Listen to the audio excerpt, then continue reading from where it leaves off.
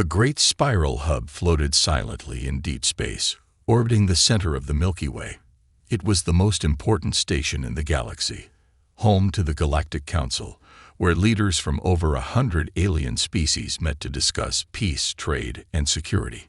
Inside the Grand Assembly Hall, the atmosphere was tense. Delegates filled the curved rows of seats. Some creatures had shimmering skin. Others had wings or moved in silence like smoke. All were waiting for one thing: Earth's official statement on the Unity Treaty. At the center of the hall, a glowing platform lit up. Ambassador Lena Moray from Earth stepped forward. She wore a sleek gray suit, and her voice was calm, carried by the translator device behind her ear. On behalf of Earth's governing body, she said, "We formally reject the Unity Treaty. Effective immediately, Earth will no longer participate in diplomatic agreements managed by the Galactic Council." For 2 seconds, the room was dead silent. Then chaos broke out. A dozen delegates began shouting. Others waved their arms or made loud, confused sounds in their native languages. Screens lit up as news reports spread across the galaxy. Cameras zoomed in on Lena's face. She remained still, showing no emotion. Dr. Aiden Reyes watched in disbelief. He sat at Earth's diplomatic table, hands tight on the edge of his seat. His chest felt heavy. He couldn't believe what he had just heard. He stood and hurried to Lena as she stepped off the platform. "Lena," he whispered sharply, "you can't be serious." She looked at him briefly, her eyes tired. "It's already done, Aiden. Earth's leadership voted this morning. You blindsided the council," he said, voice low but firm. "You blindsided me." She looked away. "The Unity Treaty gives the council too much control. Earth wants independence. This is the only way." "You just declared diplomatic war," Aiden said. "You've shattered years of trust." "I know, but someone has to stay behind. Someone who still believes in diplomacy." She paused. "That's you." Aiden stepped back, stunned. "Wait, you're leaving me here?" Lena nodded. "Orders. Maybe you can keep things from getting worse." Without another word, she turned and walked toward the exit. Security drones flanked her. Moments later, she disappeared into the shuttle bay, heading back to Earth. Before Aiden could even process what had happened, Chancellor Varnock rose from his seat. He was tall, thin, and armored in a dark, segmented exosuit. His 3 eyes narrowed as he scanned the hall. "This," he said in a deep, cold voice, "proves what we feared. Humans are reckless, unstable.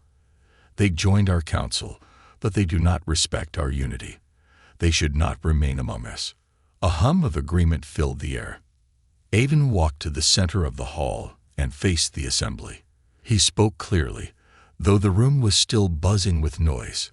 "I speak not as a government official, but as a human who still believes in peace," he said. "Earth's decision is not mine. I ask for a chance to keep dialogue open, to stop this from becoming something worse." Varnock stared at him. "Dialogue with one man is not diplomacy. Earth has shown its nature. It must face consequences." More delegates murmured. Some nodded. Others hesitated.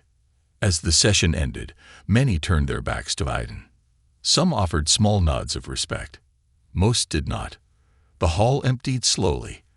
Aiden remained standing alone under the high dome, watching the stars above.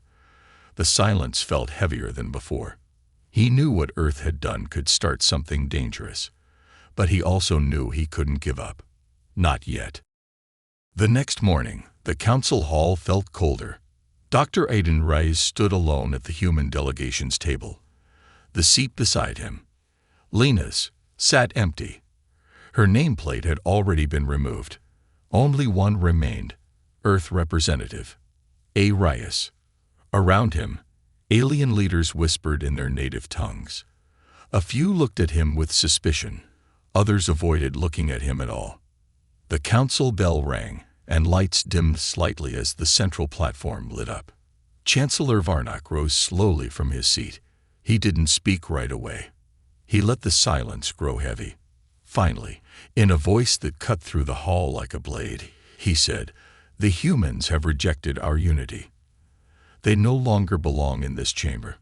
Several delegates murmured in agreement. A few slammed their fists or appendages on their desks in support.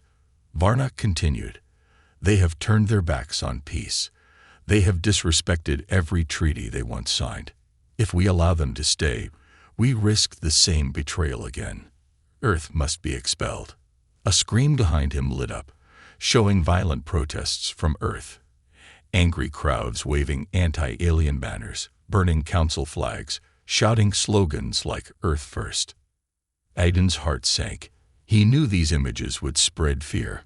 "I propose we begin the vote to remove Earth from the council," Varnock said. "Permanently." The chamber grew loud again. Delegates argued in dozens of languages. The council speaker, a being with 6 translucent arms, tried to calm the noise. Aiden stood slowly. His voice was quiet but steady.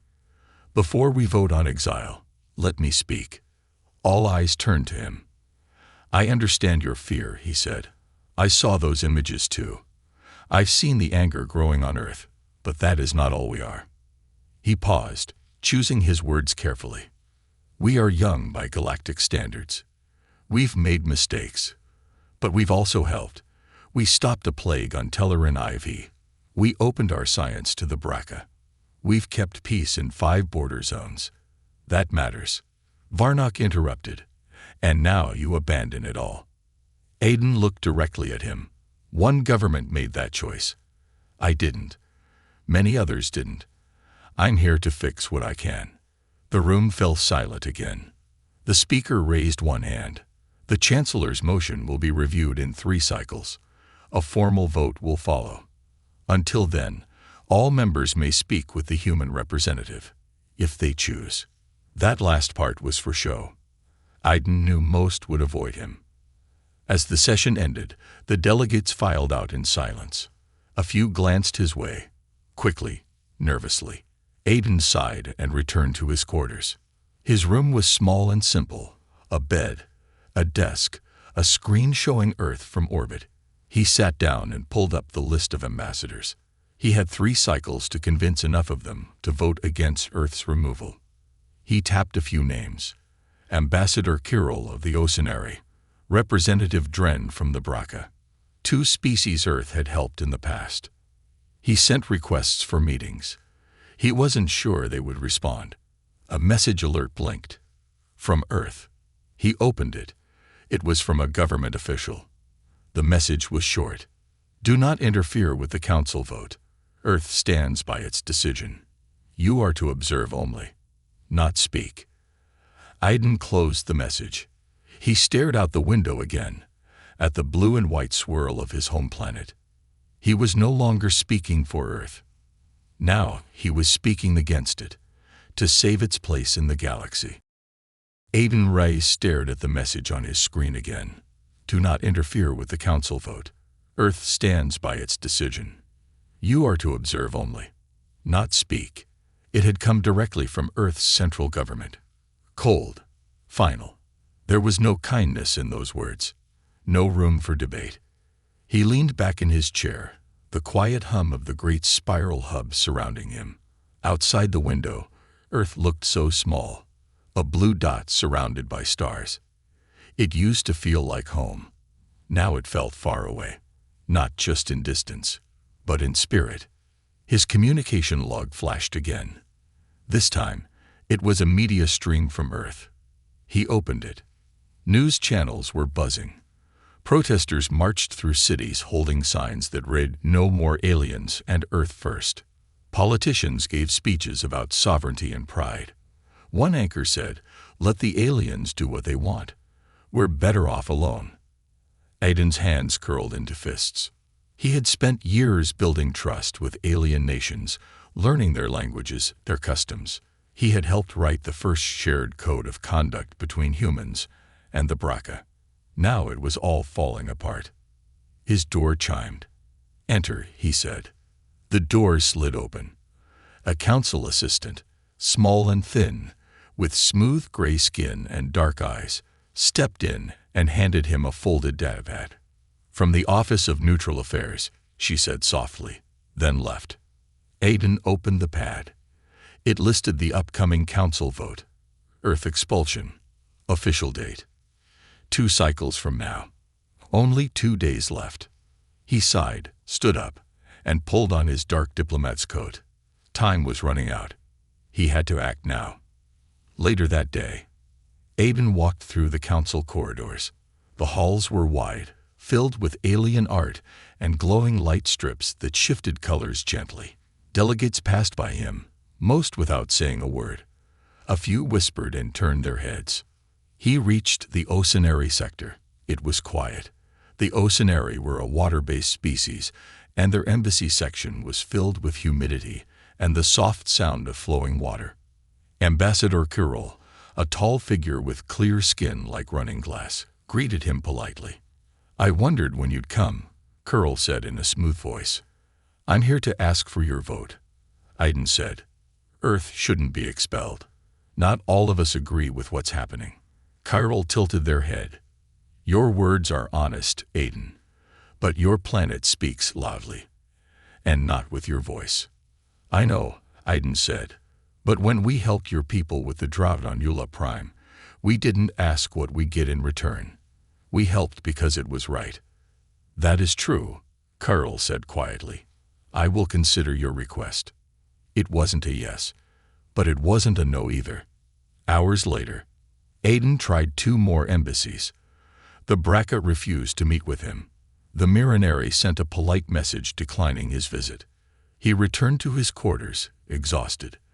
The list of allies was short. The walls felt like they were closing in. Then, another message arrived. This time, it was from a small species, the Nerulae. "We will speak with you. Come at once." Aiden frowned. The Nerulae were rarely involved in major council politics.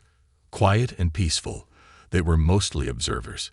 But maybe that was exactly what he needed. He left his quarters without delay. As the doors shut behind him, he whispered to himself, "They may not listen to Earth, but maybe, just maybe, they'll still listen to me." The Nerulae embassy was quiet. Soft white lights glowed along the floor, and the walls curved like the inside of a seashell. A faint humming sound filled the space. Not unpleasant, just calming. Aiden stepped inside and waited. Moments later, 3 Nerulae entered the room. They were small, floating slightly above the ground, with soft blue skin and glowing eyes. Their voices were melodic, like wind chimes, but the translator chip quickly turned it into clear words. "Welcome, Aiden Reyes," the first one said. "We have watched. We have listened. We know your heart is still open." Aiden nodded, grateful. "Thank you for meeting with me. Many others won't." "We are not many," said the second Nerulae. "But sometimes it takes only a small voice to echo in a large hall." Aiden explained everything. Earth's withdrawal, the vote to expel, the anger growing on both sides. "I know what humans look like right now," he said. "Angry, proud, closed off. But we're more than that. We're still learning. I'm still here because I believe in peace, and I believe it's worth fighting for." The Nerulae floated closer. "You helped us when no one else did," the third said softly. "When our data systems were failing, you shared your code. No promise, no trade, just kindness." "We remember," said the first. "And we will speak. Others may not listen, but we will speak." Aiden felt a spark of hope. "That's all I ask." Later that day, the council hall was quieter than usual. Delegates kept their distance as Aiden entered, but he didn't mind. He had work to do. He began requesting short meetings, not speeches, not long debates, just one-on-one talks. Some ignored him. Some said no. But a few said yes. Ambassador Dren of the Braca finally agreed to meet. He was large and insect-like, with a strong outer shell and eyes that moved independently. "I do not trust Earth," Dren said bluntly. Your people are loud and unpredictable. Aiden nodded. You're right. But when the Braca were caught in the border conflict with the Pyrolan ships, who stood with you? Who refused to let the Council ignore your cries for help? You did, Dren admitted. And I did not forget. I'm not asking for a favor, Aiden said. I'm asking for a future where humans still have a seat at the table, even if we've messed up. Dren was quiet for a long moment. Then he said, I will not vote for exile, but I will vote for limits. That's fair, Aiden said. Thank you. Over the next hours, word began to spread that Aiden was still trying. Not begging, not blaming, just speaking with honesty. Some species respected that. A small group of delegates began to meet privately. Aiden wasn't invited, but he knew what it meant. Not everyone supported Varnak's motion. He sent one final message to the council speaker. I request time to speak before the vote. No long speech, just one chance. The speaker responded quickly. Approved. Aiden leaned back in his chair, tired but calm. Tomorrow was the vote. He didn't know if he had enough support. He didn't know if anyone truly trusted humans anymore. But he had done everything he could. With truth, with respect, with a steady voice. And in a galaxy full of noise, maybe that voice could still be heard. The Grand Assembly Hall was full. Every seat was taken. Every screen lit. Every delegate present. The vote was moments away.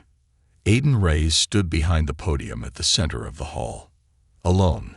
No backup. No written speech. Just him and the silent eyes of over 100 alien species watching, waiting. Above him, the great dome shimmered, displaying a view of the galaxy. Distant stars blinked faintly, as if holding their breath. The council speaker stepped forward. Before the vote begins, they said, the human representative has been granted final words. The hall went quiet. Aiden looked up and spoke. I know what you've seen. I've seen it too. Anger on Earth. Protests. Harsh words. Closed minds. I won't pretend those things aren't real. He paused. No one interrupted. But that's not all we are. He looked slowly around the chamber, meeting the eyes of every delegate who would meet his gaze. Yes, Earth rejected the Unity Treaty. That decision wasn't mine. But I didn't come here to defend a government. I came here to defend an idea. That humans still belong in this galaxy. He pointed gently at the display showing the stars. We've made mistakes. We've acted out of fear. So have many of you, once. And yet, here you are. Leaders of peace. That's what Earth can become, but only if we're given the chance to grow. He let the words hang in the air for a moment. Judge us, not by our worst day, he said softly, but by our next choice. He stepped back. Silence. Then the speaker raised a hand. The vote begins now. Holograms lit up above each delegate's seat. One by one, names turned green for Allow Earth to Stay or red for Expel Earth from the Council. A third color, blue, appeared rarely. Abstain. Aiden watched the names change. Green, red, red, red, green, blue, red, green. His hands tightened behind his back. It came down to the final few votes. The chamber was still. No one dared to speak. Then the final name lit up. Green. A long tone echoed through the hall. The result appeared above the dome in large, bold letters. Result. Earth not expelled. Status. Probationary membership. The room filled with murmurs. Some were angry. Others were relieved. A few, silent and still, watched Aiden closely. The speaker nodded once. Earth will remain in the Council under limited status. The representative, Dr. Aiden Reyes, is assigned as the official liaison. Future membership will be reviewed based on conduct. Aiden let out a slow breath. He had done it. He turned to leave the platform, but before he did, he glanced at Chancellor Varnak. Varnak stood without a word. His face was hard, unreadable. He didn't speak. He didn't nod. He simply turned and walked away. Aiden watched him go, then made his way back to his desk.